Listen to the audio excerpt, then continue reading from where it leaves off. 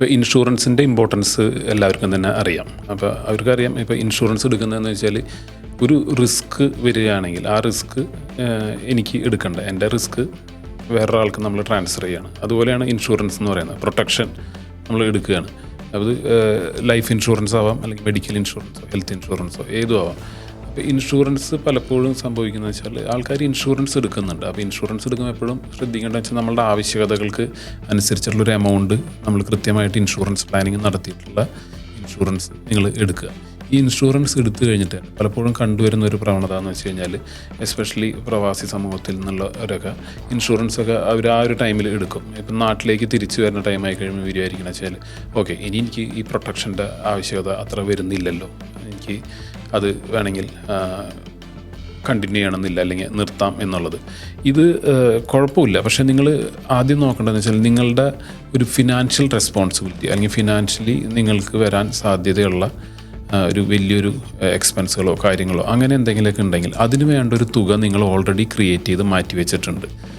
അങ്ങനെ അത് സെറ്റ് ചെയ്ത് വെച്ചിട്ടുണ്ട് എന്നുണ്ടെങ്കിൽ, അത് നടത്താനുള്ളൊരു തുക ഉണ്ടെങ്കിൽ ഓക്കെ.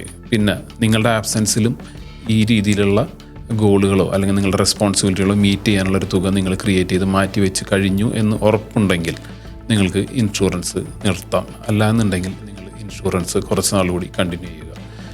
പലപ്പോഴും കണ്ടുവരുന്നത് ചിലപ്പോൾ അവർ നാട്ടിലേക്ക് വരുന്നുണ്ടാവും, അല്ലെങ്കിൽ നിങ്ങളുടെ ജോലി കഴിഞ്ഞ് നിങ്ങളൊരു റിട്ടയർമെൻറ്റ് ലൈഫിലേക്ക് പോകുന്നു, ഇനിയിപ്പോൾ എനിക്ക് ഇൻഷുറൻസ് വേണ്ട എന്ന് തീരുമാനിക്കും. പക്ഷേ അപ്പോഴും നിങ്ങൾ ശ്രദ്ധിക്കേണ്ടതെന്ന് വെച്ചാൽ ചിലപ്പോൾ നിങ്ങൾ റിട്ടയർമെൻറ്റ് എടുത്തിട്ടുണ്ടാവും, പക്ഷേ നിങ്ങളുടെ ചില റിക്വയർമെൻറ്റ്സുകൾ കാര്യങ്ങൾ, മക്കളുടെ ഹയർ എഡ്യൂക്കേഷൻ ചിലപ്പോൾ മുന്നിലുണ്ടാവും, അല്ലെങ്കിൽ മാരേജ് അങ്ങനെ എന്തെങ്കിലും മുന്നിലുണ്ടാവും, അല്ലെങ്കിൽ ഒരു ഹോം ലോണിൻ്റെ ബാധ്യത തീർന്നിട്ടില്ല, ഇനിയും നിൽക്കുന്നുണ്ട്. അങ്ങനെയുള്ള രീതിയിലുള്ള കാര്യങ്ങൾ ഉണ്ട് എന്നുണ്ടെങ്കിൽ ദയവേത് നിങ്ങൾ ഇൻഷുറൻസ് നിർത്തരുത്. അതുപോലെ തന്നെയാണ് ഈ മെഡിക്കൽ ഇൻഷുറൻസ്. മെഡിക്കൽ ഇൻഷുറൻസ് ചില ടൈമുകളിൽ നമുക്ക് കാണാം, ഓക്കെ ഇനി 70 വയസ്സ് കഴിഞ്ഞു, ഇനിയിപ്പോൾ നമുക്ക് പറയാൻ പറ്റില്ല അധികം നാളിത് ജീവിച്ച് പോവുമോ എന്നുള്ളത്, ഞാനിത് കണ്ടിന്യൂ ചെയ്യണോ, നിർത്തിയാലും കുഴപ്പമില്ല എന്നൊക്കെ. പക്ഷേ നമ്മൾ 70 വയസ്സ് കഴിഞ്ഞ് നിർത്തുന്നു, നിങ്ങളൊരു 80, 85, 90 വയസ്സ് വരെ ജീവിച്ച് പോവുകയാണ്. ആ ഒരു ടൈമിൽ വരുന്ന മെഡിക്കൽ എക്സ്പെൻസുകൾ വന്നാൽ എന്ത് ചെയ്യും?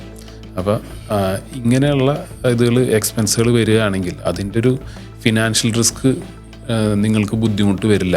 ആ ഒരു റിസ്ക് കവർ ചെയ്യാനുള്ള എമൗണ്ട്, നല്ലൊരു എമൗണ്ട് കോർപ്പസ് നിങ്ങൾ മാറ്റി വെച്ചിട്ടുണ്ട് എന്നാണെങ്കിൽ ഓക്കെ, നിങ്ങൾക്കത് വേണമെങ്കിൽ സ്റ്റോപ്പ് ചെയ്യുന്നത് കൺസിഡർ ചെയ്യാം.